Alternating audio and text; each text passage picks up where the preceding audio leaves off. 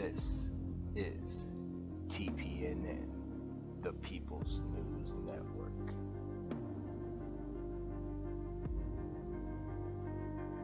Perception is reality. Perception is reality. Some talk shows think all of their opinions are right. This one knows they are. This is Perception is Reality. Kristopher H. Bilbrey is a no-nonsense, well, maybe a little bit of nonsense, political activist, local government watchdog, and all-around good Hoosier and God-fearing American citizen. Is this guy for real? Holding lawmakers accountable and educating citizens on the importance of participating in their local government with a dab of national and world politics and a little pop culture and maybe some real-life common sense. This is Perception is Reality. And this is Kristopher H. Bilbrey. Well, hello there, ladies and gentlemen, and welcome to this 193rd episode of Perception is Reality. I am your host, Kristopher H. Bilbrey. It's great to be with you. Thank you for clicking the link and giving me a little bit of your time. I have a wonderful episode planned for all of you. In just a few moments, we're going to be joined by none other than Mr. Jeff Maurer. He is the Libertarian candidate running for Indiana's Secretary of State's office. That's right, he's coming back for his second interview with us.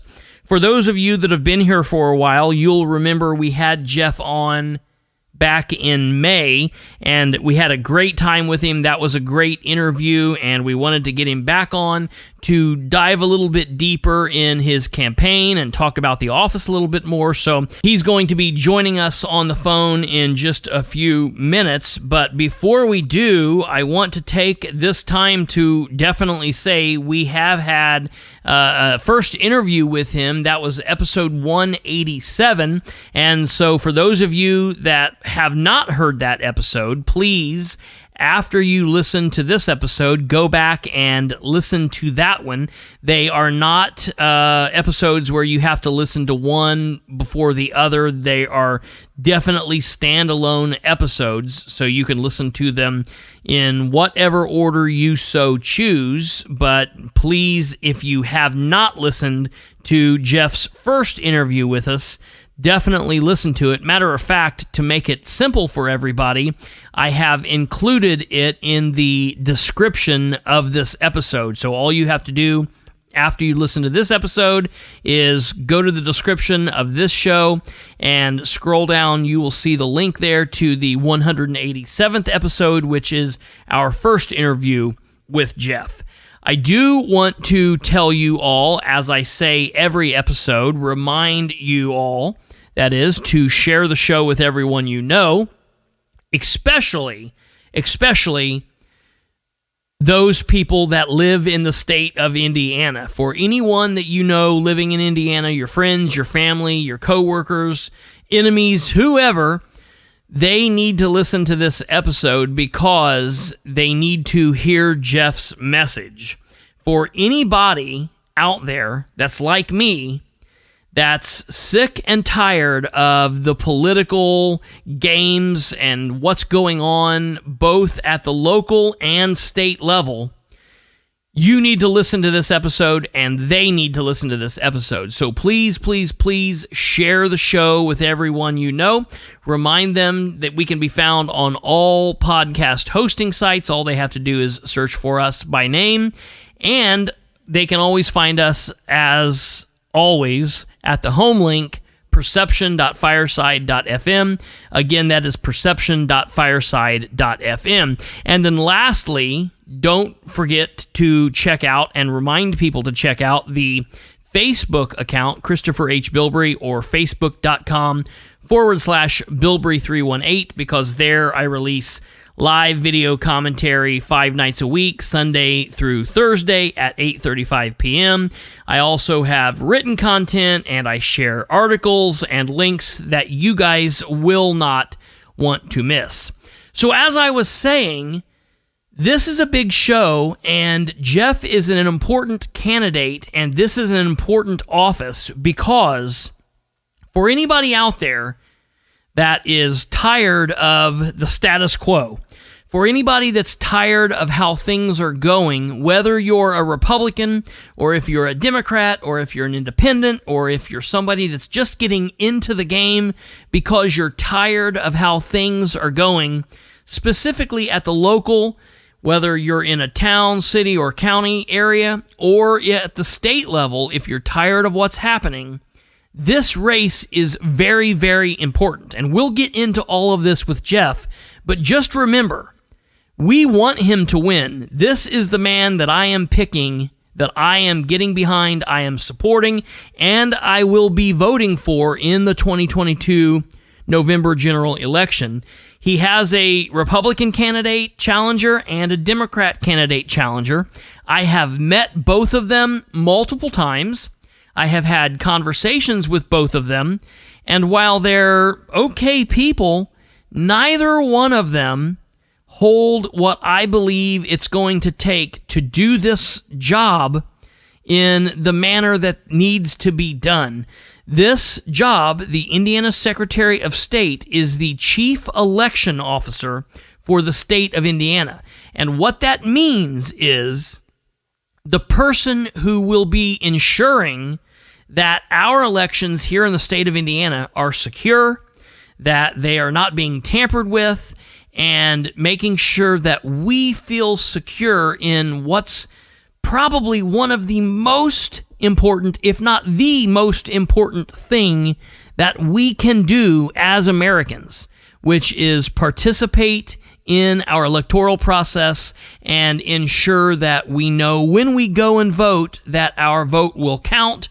It will count for who we wanted it to count for, and that nothing is going screwy with this process.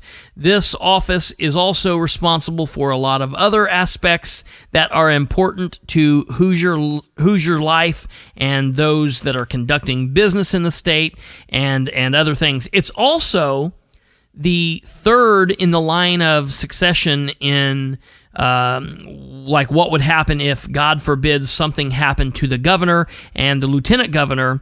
Hopefully that never happens, but the Indiana Secretary of State is the third, what some would say is the most powerful position in Indiana government, or the third in line if, like I said, God forbid something would ever happen. So there's a lot that's riding on this race, and specifically because Jeff is the Libertarian candidate, I know some people might go, oh, Libertarian, that means I'll be wasting my vote. Quit thinking that.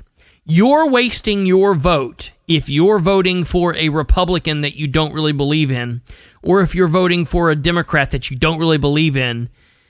You're not wasting your vote if it's voting for someone that you believe is the best person for the job.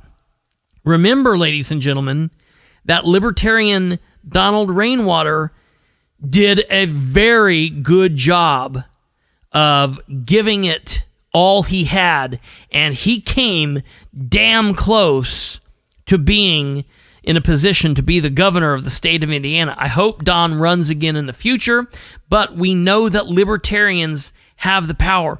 Don won first or second place in at least 34 counties in Indiana. There are 92 counties in Indiana. If this gentleman, Jeff Maurer, can win first or second place in any of those counties or any others, every county that he gets at least second place, if not first place in, he will change the political field in that county for at least the next 4 years, because if he gets first or second place in that county, then Libertarians will get a seat on that county's election board for the next 4 years. So, for example, if Donald Rainwater, a Libertarian, got first or second place in 34 counties, if Jeff can pick up those same counties, first or second place, he can change the political outlook in that county on the election board, which is very important because all of you that have been listening for any length of time at all knows the election board is a very important position in each government. We watched election boards all over Indiana make incredibly horrible decisions back in the early months of this year, in February and March, when they were basically stopping candidates from being able to run for office. So we need a change at the county level in that way, and we need to get this man in this position. He has to at least win second place. What's better than that is if he wins first place. And then the other aspect of that is, across the board, if Jeff at least gets 10 or more % of the overall vote, he will get libertarians for the entire state primary ballot access. And that is very important. Right now, libertarians do not have primary ballot access. They're not on the ballots when we go to vote in May. Basically, they have a convention and they pick their own candidates, and then they are only on the November ballot, and that's the one that matters. But it's a big deal if they have primary ballot access, because they have access to a lot more voter information, and it's very, very important for that to happen. So, of course, we want him to win. We want Jeff to become the Indiana Secretary of State. But there is a lot that rides on his campaign, even if he does happen to come up short, which we don't want him to. And I'm going to say right now, we're going to do what it takes to get him across the finish line.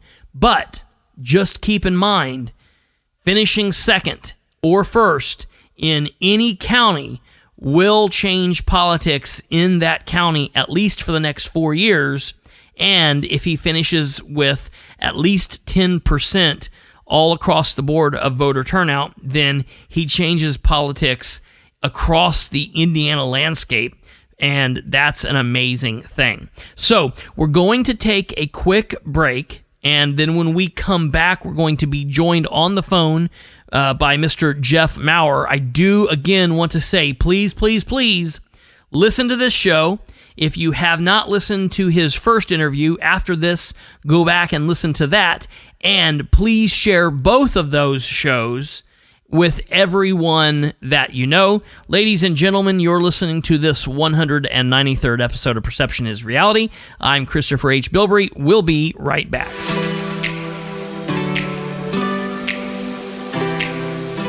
Ladies and gentlemen, this episode is brought to you by the National Concealed Carry Association. Check them out at the nationalconcealedcarryassociation.com. The National Concealed Carry Association exists to serve the Second Amendment community by providing a nationwide network of 2A advocates, offering elite self-defense and concealed carry training from the nation's top instructors, and providing rock-bottom prices on the best selection of gear and accessories. Check them out at nationalconcealedcarryassociation.com.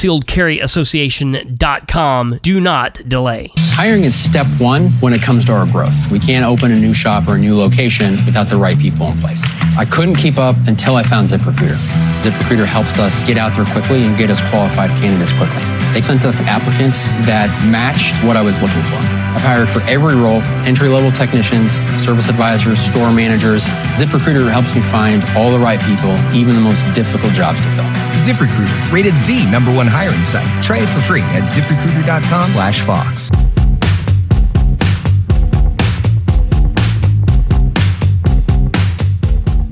All right, ladies and gentlemen, we are back. Episode 193, Perception is Reality. I am your host, Kristopher H. Bilbrey, and joining us on the phone is Mr. Jeff Maurer, Libertarian candidate running for Secretary of State of Indiana. Jeff, it's great to have you back with us. Chris, it's good to be with you again. It's my pleasure. I think last time we talked to you was towards the end of May, and man, since then, you guys have really been moving and shaking. You've been all over the state, appearing at various different fairs and political events. I've heard you on many different radio programs and other podcasts, and I love that you guys are out there getting the message out. So I guess the best place to start this interview is, how are you feeling? How do you think things are looking since we're now in September and we're this close to the big day in November? How do you think things are going for you guys? Things are looking really good. I'm actually having a ton of fun getting the message out, getting to hear back from our neighbors, right, our fellow Hoosiers, who are seeing these as real solutions. One of the most exciting responses I get is people asking not just about the solutions as well, but about what happens when the Libertarian Party gets 10% or second place finishes in counties. So the idea that not only do we have solutions, but that this is winnable, that is creating so much excitement. I've been cutting radio ads. Those are about to go on across the airwaves, across the state. So there's just a lot of things happening. I've got a couple of TV interviews lined up that will be on air and broadcast live as well. So there's just a lot of momentum, a lot of focus, a lot of interest. And if you look at the bigger picture nationally, we can see that there's a lot of national focus on the Secretary of State races. And in my case, I have a Democrat and a Republican opponent who are extremists in their own ways. And so my campaign, myself, I find myself right in the center and is doing exactly what I want to do, bring real solutions for common sense Hoosiers who are just exhausted with the status quo. I'm sick and tired of being sick and tired. And so many of our neighbors are that. And so talking about the solutions, audits and receipts, the things actions that we can take today to make it better tomorrow, that gets people excited. So to answer your question, the campaign is great. I love it. I absolutely love hearing that. And I'll tell you, right there in that answer is the key to what I've been talking about over the last several episodes of my podcast, is just feeling fed up with what's going on, fed up with what we're hearing out of the right, fed up with what we're hearing out of the left. It doesn't matter if somebody in office is a Republican or a Democrat at the local or state level, really even the federal level. It seems like all they are doing is giving us the opposite of whatever the other person is saying, and that's not an answer. That's not anything that they are giving us that is something that makes anybody feel better about what's really going on. And you are actually having solutions and talking about what you can do in this office when you win to make Hoosiers' lives better in the areas that you will be in control of. And that's what I think people need to hear. And it's really important that people understand. And I've really been talking about this. Anytime I talk about you or talk about this race, that you have, and this race has the potential to really change a lot of the political landscape in the state of Indiana, all across the state and at the various county levels, because of the various aspects that are tied to the race, the 10% situation and what happens if you get second or first place in various counties. And that just ties in with what we've been talking about here in a lot of the last several episodes. And I feel like your message should really radiate with the listeners out there, and it's very important that they share this message. So last time, of course, we talked about who you were and why you're running and kind of an overview of everything. But this time I kind of want to get into a little bit more of the nuts and bolts and kind of let you talk a little bit more about all of that. But if you will, it's very important right now, especially with everything going on, how timely this is, because, you know, it's kind of mind-numbing. But of course, we still have people out there talking about the 2020 election and people talking about, was it stolen, was it not stolen, how secure are elections, and all of this.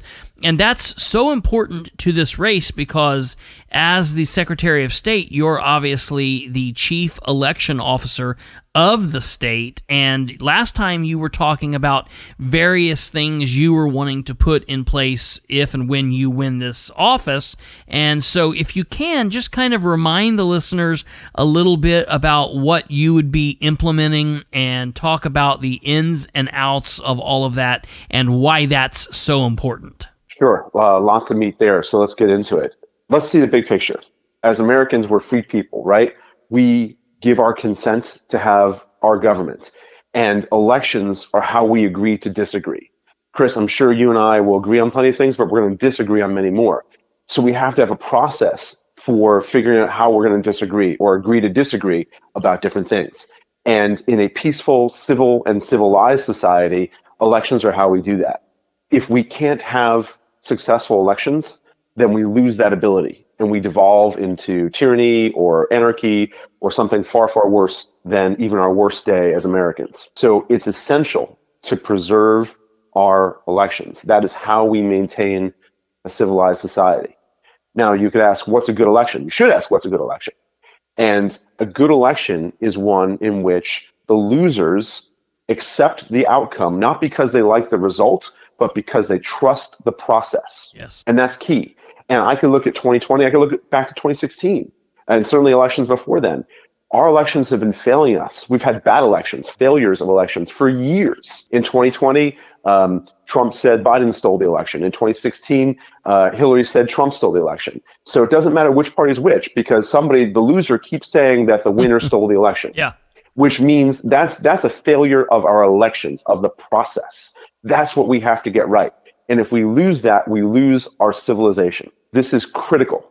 This is critical to who we are as Americans. This is critical to who we are as Hoosiers. We have to get our elections right. So how do we do that?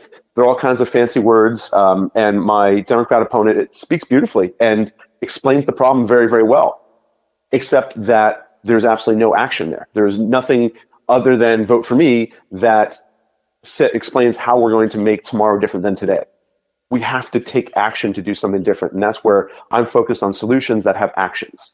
And I want two things primarily: receipts and audits. That will move us toward these big words of election integrity, of security, transparency, accountability. What does that mean? Show me.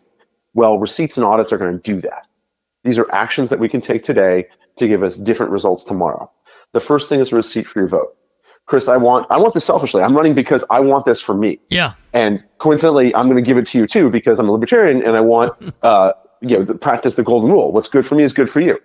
So I want a receipt for my vote. I want to be able to go to the ballot, the voting booth, to get a printed receipt for my vote that shows me when, where I voted, a ballot number, and a unique code, like a two-factor authentication that you use on your phone all the time, and to be able to go online and look it up and track my vote just like it was an Amazon or a FedEx package. Absolutely. That will give me the certainty. I can't see what's in it, right? You can't necessarily see what's in it, but the secrecy of my vote is still preserved, and that's paramount. But I can see that my vote has been received. I can see that it's been counted. I can see that it's been audited. And those three things, tracking it through that process, is what's going to give me the confidence to know that my voice has been heard, that the election's correct. So if we were looking at this from a financial auditing perspective, we'd call that inclusive testing. But what about exclusive testing? So somebody, whether it's you or one of your listeners or one of your neighbors, somebody somewhere in Indiana is going to say, well, what about the 100,000 dead people who woke up and voted on election day?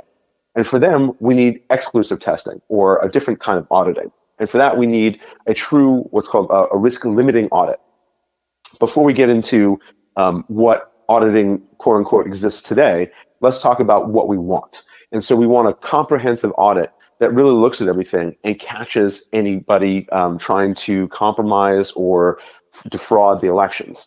And there's always going to be some new innovative way some new game, some new trick, some new way to have people vote or cancel votes or remove votes or add votes, whatever it is, the audit's going to catch that. And that's why we have to have a comprehensive audit. So those two things together, and one needs the other, right? The receipt needs the audit and the audit needs the receipt. Those two things together don't take anything away, right? You still have everything you have. You have early voting, you have vote by mail if you want. I'm not testing any of that. I'm not taking any of that away. So there's no accusations of voter suppression. I'm not having any of that. I'm giving you something more. I'm giving you audits, I'm giving you receipt. And those two additional things will give you the confidence that the election results, whether you like them or not, are at least accurate. That's absolutely very important. And like we said last time when we talked, because it was right after the primary election, I said that, I was kind of in a unique situation because for the first time, we were actually given little strips of paper when we left that said, you voted on such and such a date in the May 2022 primary, blah, blah, blah, blah, blah, blah. And it let me hang on to that. But what was also interesting was off to the side of the ballot box area where you cast your vote and press the little buttons, there was also this little black box with a window there.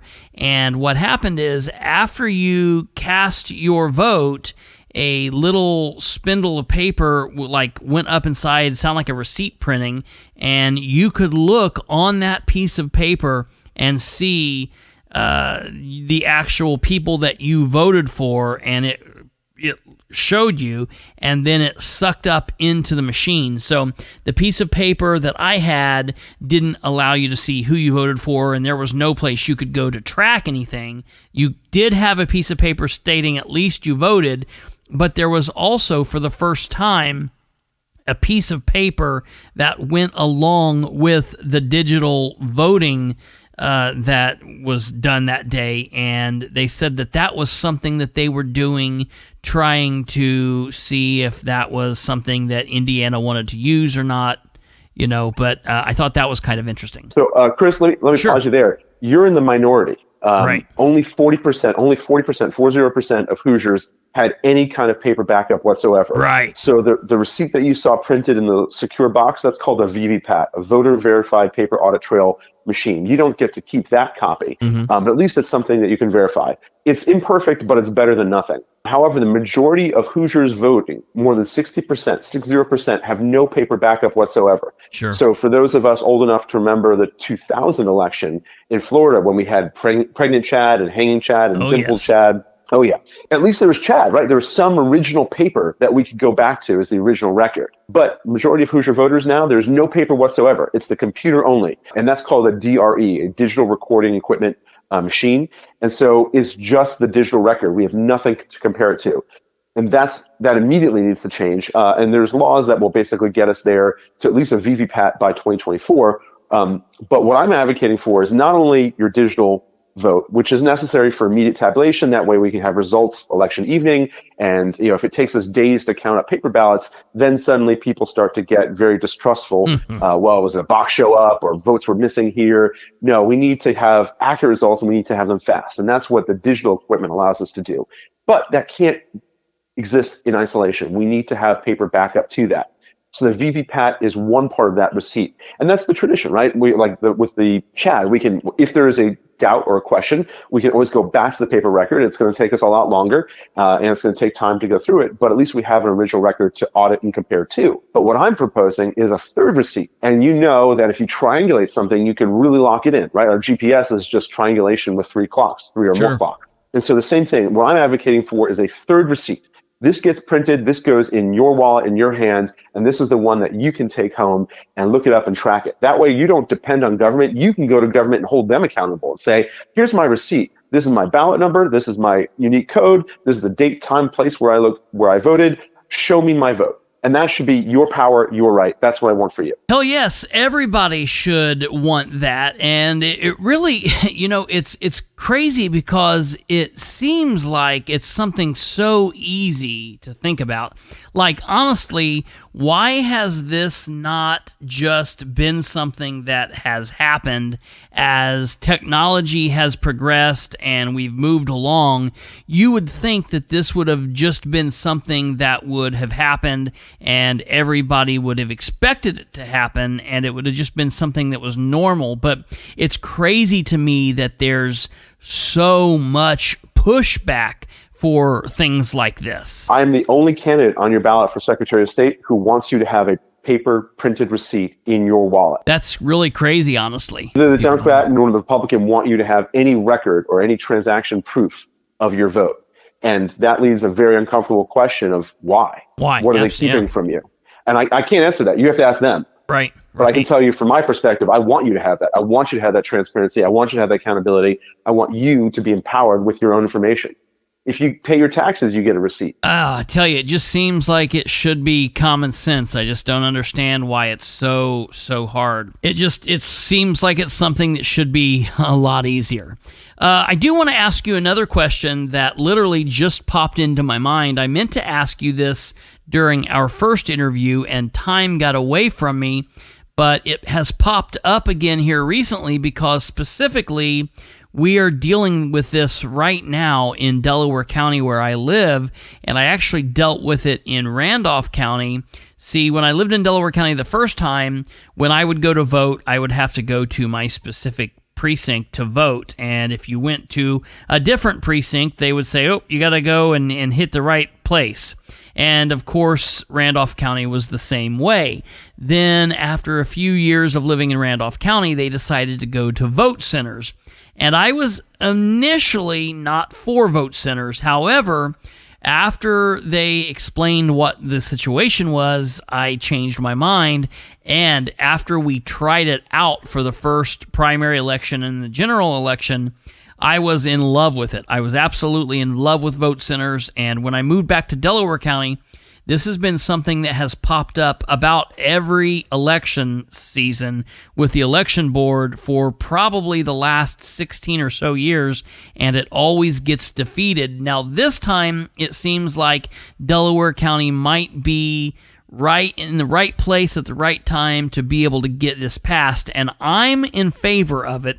I know that there are some people that are not for various reasons, and I do agree that we have to make sure that all of the kinks are worked out, and wherever we put these vote centers, we have to make sure that they are in the best places for folks that might need to walk or ride a bike or take public transportation. We need to make sure that everyone has access to be able to vote, but in my opinion, vote centers is probably the easiest way to make sure that folks that might work differently than where they live are able to vote somewhere along the way rather than have to worry about getting back to their specific precinct in time to be able to vote. I know that sometimes that's been a headache, and my question to you is, as the Libertarian candidate running for Indiana's Secretary of State and being the chief election official that would deal with this, are you for, against? Does it not matter? Do you not care? What's your thought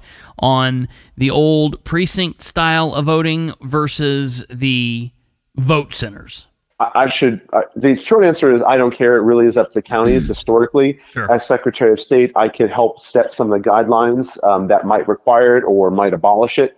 But in either case, I really think that the right answer is what's right for the counties. Right. We do have, it's said that we have 92 different elections in Indiana because we have 92 different counties. And I think in many ways that's correct. That's a very libertarian approach. Each county should respond to the local needs of its citizens. Delaware County is very different from Switzerland County, which is very different from Marion County.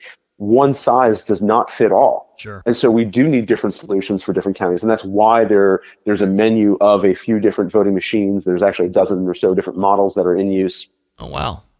That's why there are so many different variations, not necessarily ours, but voting centers versus polling locations. And full disclosure, I've voted at voting centers the last two elections that I voted in, and I voted early.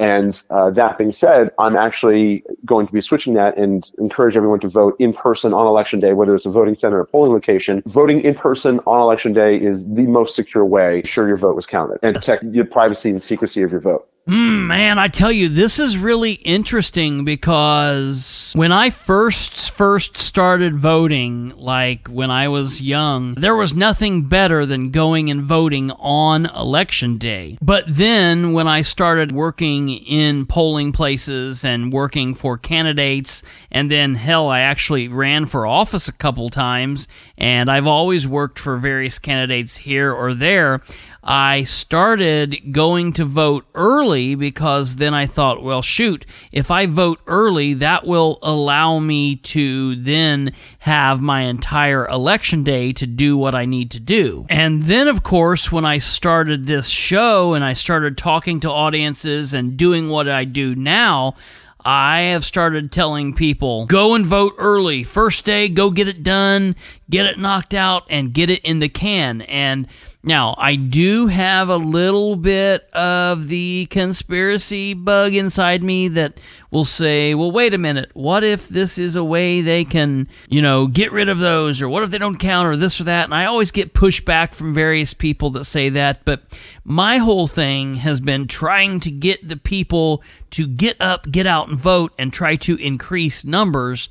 And I have always looked at it from the mindset that the more people that we can get to go vote in the 28 days beforehand is going to be all those more amount of people that are actually able to vote. And I've always thought, man, maybe I'm actually talking people into vote that otherwise would not have voted. But you're saying that you're changing your mindset and you're actually going to start going back on Election Day, and that you're advising other folks to go on Election Day and vote in person. Now, obviously, I understand that we both would be understandable to the idea that if something's going to have you out of the area and you won't be able to be there on Election Day, or, you're bedridden or something's going on that you have to vote early, you have to mail in vote, or you have to go to a voting center early to vote or do something like that, then yes, that makes sense, and do what you have to do to get that vote in. But if you are able-bodied and able-minded and you're able to get out and you will be in the area on Election Day, you're saying that you're actually changing your mindset, and that's what you're advising people to do, correct? That's right. So there's a push-pull here, right? There is a benefit. Get it done, that way you're in. So if you're sick or busy or something comes up, grandma dies, whatever happens on Election Day, at least your vote is counted. So there's always that risk. So that has to be balanced with the risk and vulnerability of the election itself. The reason, if the more people who vote early, that creates a bigger mass. And so somebody who is defrauding or compromising the elections, throw in more votes that earlier, and has more of a window, more of a vulnerability. It's sort of like leaving your store unlocked overnight. It doesn't mean you're going to get robbed, but it sure does make it easier, a bigger target for somebody who wants to rob you. Yeah, wow. I mean, I understand what you're saying like that. Man, it really, like, I get what you're saying, man, and it's wow. And that's why, so if only 5 people vote before Election Day, then suddenly 20,000 votes that come in, that's very suspicious and obvious. Wow, yeah, right, I mean, yeah. But if 2 million people vote before Election Day, well, then 20,000 votes to sway an election, if it's really tight, those might go unnoticed, or you couldn't find them or identify them. So that's why if we go to Election Day when we're voting in person with photo ID per state guidelines, then that helps secure the election in that regard. The other component of security, this is a little bit of a deep dive, so bear with me. Indiana has what's called a dead voter law. We're about one of 13 states that has this dead voter law, and its intention is good. It says if you have early voting, we do, it's 28 days before elections. If you have early voting and somebody votes early and then dies before Election Day, their vote should be canceled, because the theory is that if they didn't live to Election Day, therefore they would not have voted on Election Day, therefore their vote should not count, right? Nothing crazy about that. Sure. However, what's then the mechanism? How do we execute this, right? How do we cancel that vote, which is now codified into law, right? This is the law of the state right now, and it has been. So how do we do that? How do we cancel those votes? And then we should all be asking, well, what about the tens of thousands or hundreds of thousands of votes that come in for early absentee voting on these DREs, these electronic only machines? That means, and by law, you can look this up. So anybody listening, go Google Indiana Election Administrators Manual 2022. It's a multi-100-page document. It's exhilarating reading, but on page 180 of the PDF, 180, there is a section called Death of Absentee Voter. And it's 3 paragraphs, easy, plain language. This is the instructions from the Secretary of State to all the county clerks. This is how you run an election. This is what to do if this happens. And the instructions are plain as day. There's a unique identifier associated with every vote cast early voting on a DRE, and the county clerk is responsible for going in, looking at that unique identifier, and somehow going in to cancel or delete that digital vote. Which means that all of our votes are not only stored for up to 28 days, digitally. We don't know if that's centralized or wirelessly connected or wire connected. We don't know how that information is stored, where that information is stored, who has access to it. But not only that, but there's this unique database of unique identifier numbers by law, and that means your vote is not secret. Somebody, yes. In fact, the county clerk is mandated to be able to look up to know that you have died, to be able to find your specific vote and to be able to cancel it, which means that they could find out who you voted for. And so all this data is created and stored somehow, and it's not clear who has permission to access it, what audit trail is created. So if the county clerk goes in and deletes one record, okay, that's correct. But what if they delete two? Or what if one of their staff has their password, logs in and deletes 10,000? Who audits this? What documentation is created to authenticate these activities? Yeah. And that is completely unclear. So all of this is just, and maybe nothing's wrong. I hope nothing's wrong. But I do know this is one massive vulnerability, and that is why I encourage people to vote in person on election day. Wow, I've got to say, I'm shook. I'm honestly shook because I've never really considered that. And although I have always had the little piece of me that has always kind of been cautious of that, and I have had, like I said, people that have always pushed back and said, you shouldn't be telling people to vote early, you know.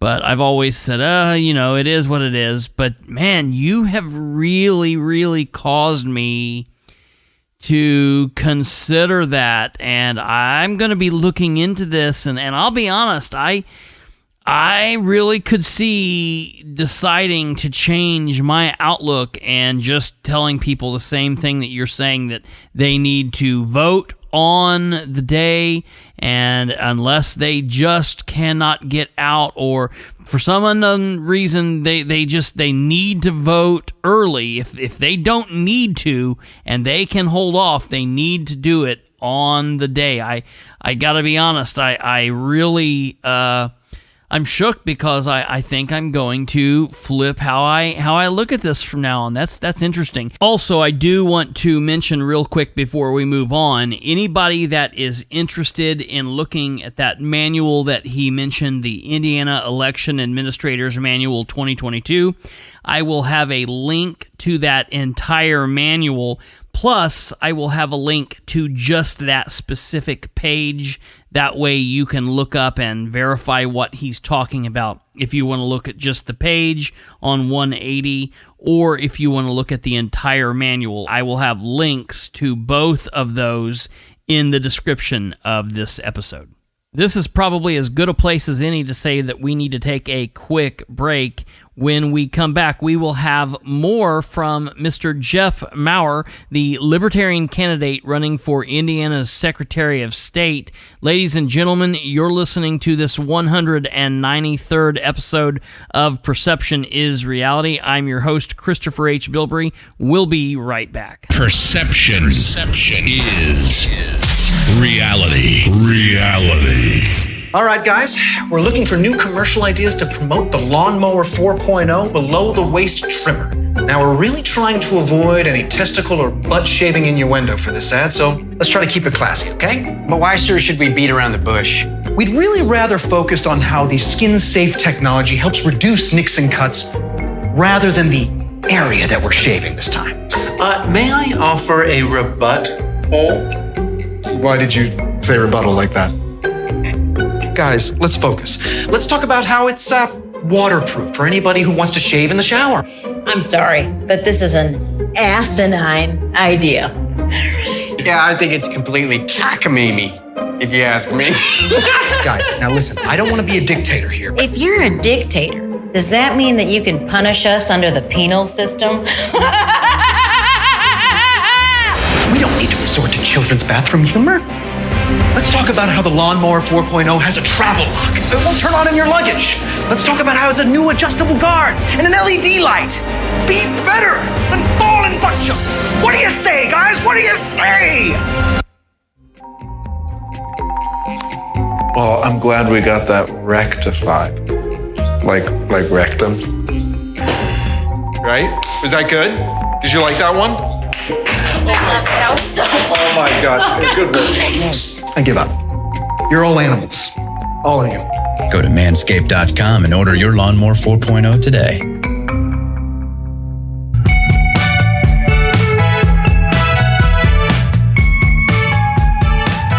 All right, ladies and gentlemen, back to work we go. Episode 193. This is Perception is Reality. I'm your host, Kristopher H. Bilbrey. Of course, we are joined by my special guest, Mr. Jeff Maurer. Jeff is the Libertarian candidate for Indiana's Secretary of State's office. That race is currently ongoing, and Election Day will be this November 2022. So I hope that you're definitely paying attention, and I will ask that you please share the show with everyone you know, specifically if they live in the state of Indiana. This is a very important episode that folks will need to hear if they live and vote in Indiana. And while we're at it, if you haven't listened to our first interview with Mr. Jeff Maurer, I will highly advise you to go back and listen to that. I've made it easy for you. I have put a link to that episode in the description of this episode, so you won't have to go very far. Click on that link. You can listen to that show. And if you spread this around to your friends, family, coworkers, loved ones, enemies, and beyond that live in Indiana, they will also be able to listen to this and also have the link to episode 187, which I believe was our first sit-down interview as well. So far in this episode, we have been talking about the Secretary of State's role as the chief election officer. And really, this has been a fascinating interview because Jeff just said something before the break that actually kind of blew my mind, and it's making me look at some beliefs and some pretty strongly held thoughts that I had, and I'm looking at very seriously changing that, and I think that's really neat. And so I hope that you're all getting something out of this as well. But there are other aspects to the Secretary of State's position other than just the election aspect of all of this. So if you would, Jeff, talk to us a little bit about the other roles that the Indiana Secretary of State would be responsible for handling. The Indiana Secretary of State's office has four major divisions. The first one's elections. The second is business services, which is really just licensing businesses. Remember, the government does not create businesses. Government does not create jobs. You do. Entrepreneurs do. Hoosiers do. The Secretary of State's office just simply writes them into existence as recognized by law and recognized by the state. The third division is the Auto Dealer Services Division, and anytime government says services, it actually means we're going to regulate you and tax you. And so the Secretary of State is actually in charge of enforcing state laws for the auto dealer industry. Two very different things. And the fourth division, and this one's important, is the Securities Division. And so the Secretary of State's office helps investigate what we'll call white collar or financial crimes. So this is not just calling you up with a spam call and telling you to buy Target gift cards or giving me your social security ID number.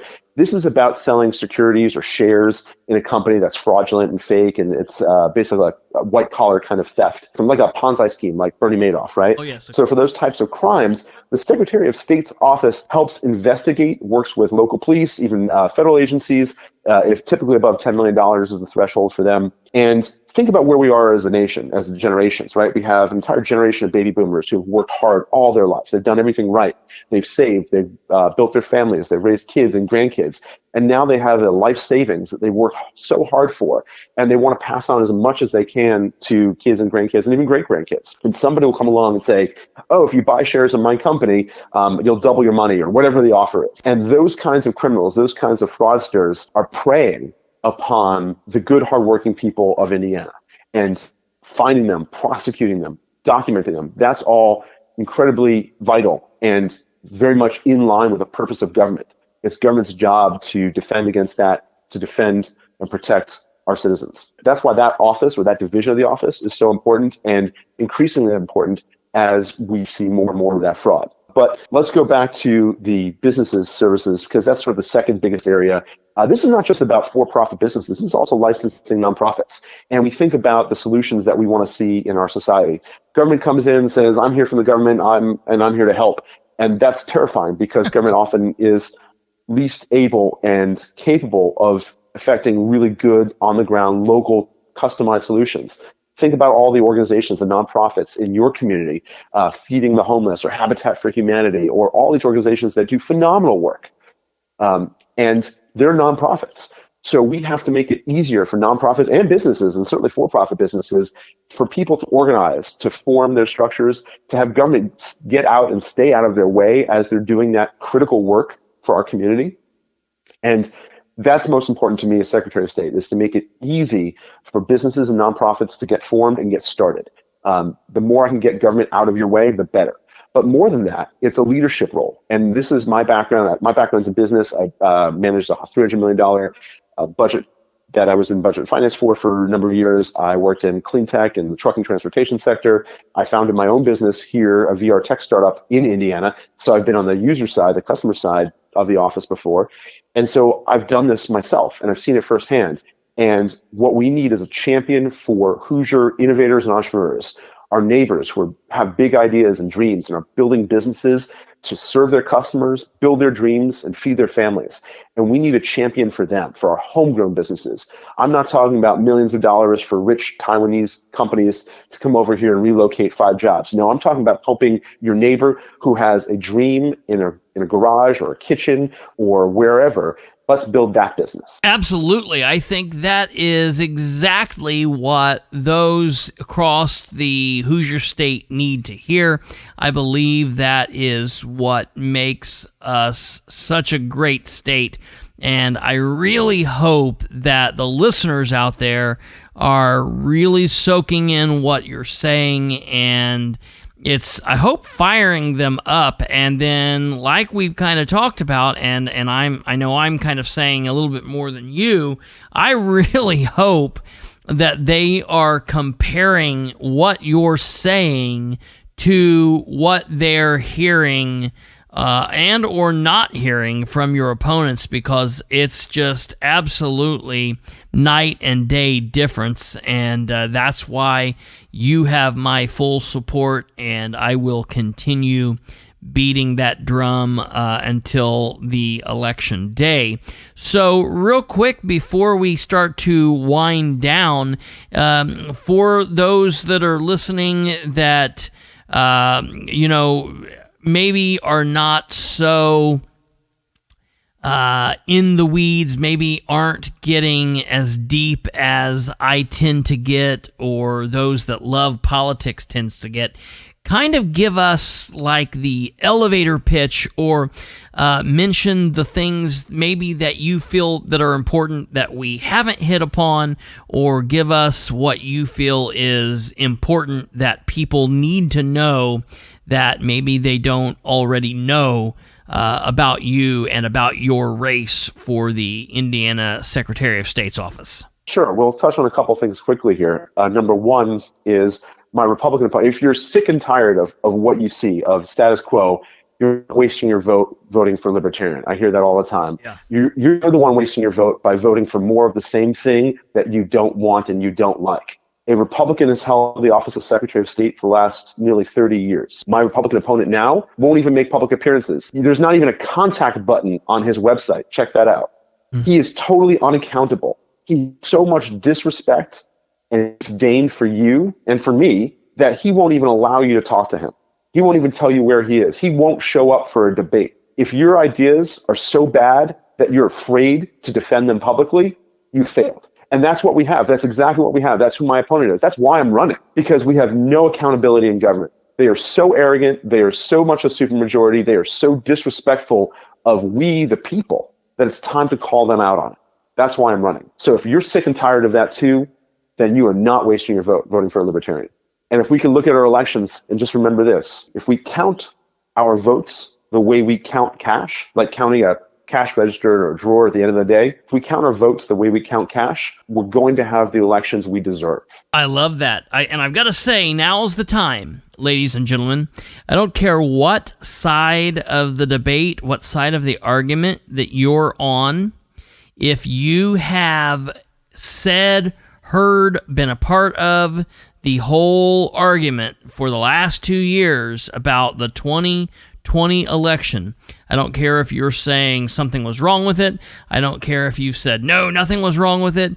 If you have said, boy, I just wish that this would go away. I wish that things were better. I wish that the other side would shut up. I wish that I could prove that things were better. Then this is your solution. We actually have a candidate who is offering us a way to fix the issue, to make the problem less of a problem, and to make our elections, at least here in Indiana, more secure. And I think it goes back to the whole argument, the whole train of thought that you get the government, you get the kind of politics that you deserve. If you want to work to better the situation, we at this point have a solution that can help us, specifically in this area. And that situation, that person, that answer to the problem, in my opinion, is Libertarian Jeff Maurer. I absolutely believe that we have the opportunity to fix this issue, and it's an issue that has been on everybody's mind for like the last 2 years straight. So it's not something that's not an issue. It's not something that just a few people are talking about.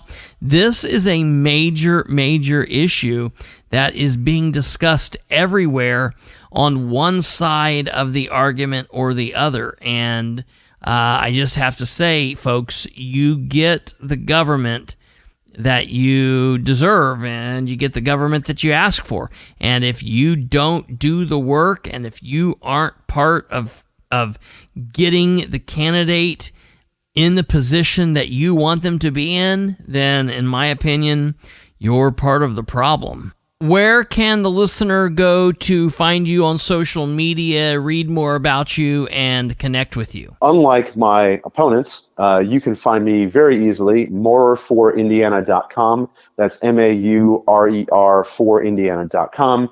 We have a campaign phone number that rings to my cell phone that I carry on me, and that number is 317-721-6438. So you can call, you can text, even if you don't use a computer or the internet, and that's fine. Not every member of our society or generation does that. So you can get a hold of me. I or my team will get back to you, and I will be responsive. And that's very different from my opponents who just want your dollars, and then they want to take your power. Yeah, that's exactly correct, folks. You listen to what this man is saying. It's big that he's willing to connect the way that he does. I so far have had no issue getting in contact with his team or him, and I think that that is quite a bit different than either one of his opponents. So, Jeff, are you guys currently scheduled for a debate, or you're not scheduled for a debate? Is that going to happen, not happen? What's going on there? Yes and no. So the day after I had official opponents, after the Democrat and Republican conventions on June 18th, I had my campaign post publicly on social media that we were ready for a debate. We want a debate. And by the way, from my website, moreforindiana.com, you can find us on YouTube, Twitter, Facebook, Instagram, and even TikTok now. So there's content there too. So you can find us on all those socials. But we've wanted to debate. We want to get these issues out. We want to talk about solutions. I don't want to call names. I didn't do this because I want to get on stage and call people names. That's a waste of time. Right. I'm doing this because I want these solutions for myself, and I want them for you too. And that's why I want to get in front and talk about solutions. That's why I want to debate. And to be fair, my Democrat opponent has been willing and ready to debate all on the way. The Democratic Party of Indiana hosted a series of 15 town halls several months ago at this point. and those were different counties across the state. And I got the opportunity to be on stage at least a half dozen times with my Democrat opponent. And there's some areas where we agree and some areas where we disagree. And some of those conversations on stage got a little spicier, and that's good. That's what it should be, right? Sure. And she and her campaign have agreed to a debate. My campaign has certainly agreed to a debate. We are absolutely waiting for our Republican opponent, who has been completely missing and absent and unresponsive to any requests. Wow. And so WFYI, the NPR affiliate in Indianapolis, is hosting I guess it's a candidate forum. It's not a debate officially. They have, of course, invited all three candidates. My Democrat opponent and I will both be there. Whether our Republican opponent shows up or not, don't know, but at least we'll be ready to engage. And when is that? That is still being scheduled, but likely early to mid-October, just before early voting begins on October 11th. Okay, I'll definitely keep my eye on that, and whenever it is finally put in stone and set and scheduled, I will definitely let everybody know. And that's expected to be televised and live streamed. Oh, that's awesome. Okay, cool. So it will be televised and live streamed. So yeah, we'll definitely keep folks abreast of when that will be on, and I will share that and put that in all the information as well. Good. Well, just lastly, is there anything currently scheduled for the next couple days or weeks? Anything going on? You got anything that you're going to be at or be interested to be at over the next, say, month or so? Oh gosh, we've got something every day or nearly every day. So the best way to do that, also compare candidates, right? Sure. On my website, you can see where I will be. You can come find me. You can come talk to me. My opponents, you can only see where they were. Right. You can't get to them. You can't go and challenge them, ask them questions. Come to me, challenge me, bring me your questions. I want to hear it. I want to get better. I want to learn from you. So you can see where I'm going on my events page on my website, moreforindiana.com/events. And so you can see all the different fairs and festivals. I know this weekend we've got the Monrovia Festival, and then there's a gun show in Indianapolis. So there are a number of different things happening. So keep an eye out for those, and all the events that I'll be going to. It'll be updated as we commit to them. Will be on the events page. Awesome. Very good. Well, I will put everything in one easy-to-find area in the description of this episode. I will put that manual you were talking about.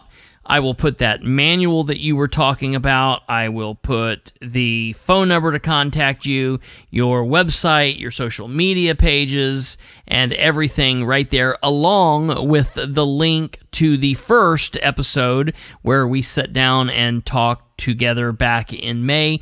That way the listener can find everything right there in one easy-to-find location. Well, Jeff, I want to thank you for sitting down and talking with me yet again. I will look forward for our third interview that I think that we have scheduled sometime for the middle of October, so that'll be a fantastic time, and I can't wait to hear what you guys will have going on then. You and your team have been absolutely fantastic. I can't wait to run into you out in the wild and have a chance to see you face to face. I wish you guys all the very best. You're welcome back here anytime you want to pop on and have anything you guys want to say. Thank you very much for taking your time to sit down and talk with us. I know that you are extremely busy, so thank you very much for that. Well, I sure appreciate it, Chris. Very grateful for your support, but also your challenging questions. So keep that up. Hold everyone accountable, myself included, me first and foremost, and hold all of our elected officials accountable. Hold all of our candidates for office accountable. Ask them hard questions. Ask me hard questions. That's what we need to do right now as Americans and as Hoosiers. And I'll end with this. The preamble to our Constitution includes mandates that we form a more perfect union. In order to form a more perfect union, that's our responsibility as Americans. It means we have to do the work. We have to take action. We have to have solutions to form a more perfect union. We can't just sit around and complain about it. We need to do. And I'm asking for your vote so that we can do together, so we can take these actions, audit the receipts, and form a more perfect union. Absolutely. I couldn't think of a better way to end it. Thank you very much, Jeff. Ladies and gentlemen, we have been speaking with Mr. Jeff Maurer, the Libertarian candidate running for Indiana's Secretary of State's office.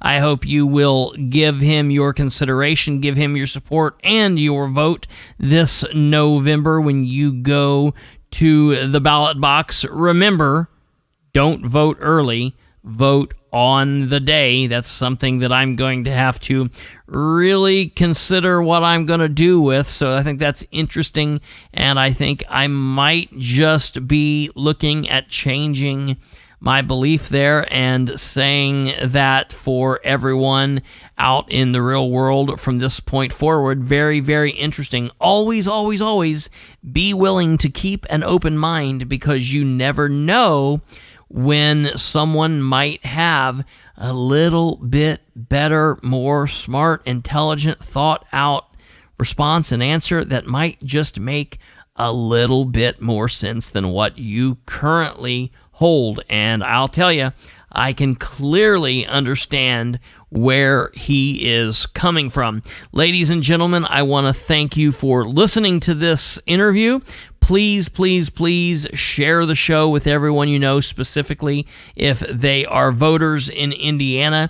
If you have any questions of me, you know how to get in contact with me.